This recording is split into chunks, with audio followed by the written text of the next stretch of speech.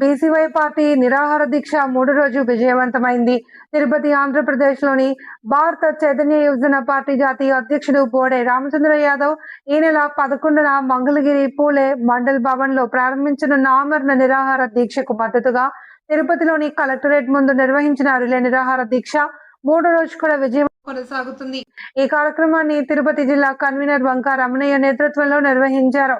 రాష్ట్ర స్థాయి నాయకులు Poola Prem Kumar, Himabindu Gannavarapu, Sullurpeta convener M Raja, Chandragiri convener Eshwar Goud, co convener Venkatesh, Yerpedu మండల convener Sirri Munishekar, Thotebedu convener Sunil, senior నాయకులు వంకాయల రమణయ్య, రామచంద్రయ్య, రామకృష్ణ, జయరాం, యువ నాయకులు ప్రేమ్ యాదవ్, కళ్యాణ్, సురేష్, విజయ్, రోహిత్ మరియు బీసీ చైతన్య వేదిక చిత్తూరు జిల్లా మహిళా అధ్యక్షురాలు లేబకుల నాగరత్న తదితరులు కార్యక్రమంలో పాల్గొన్నారు.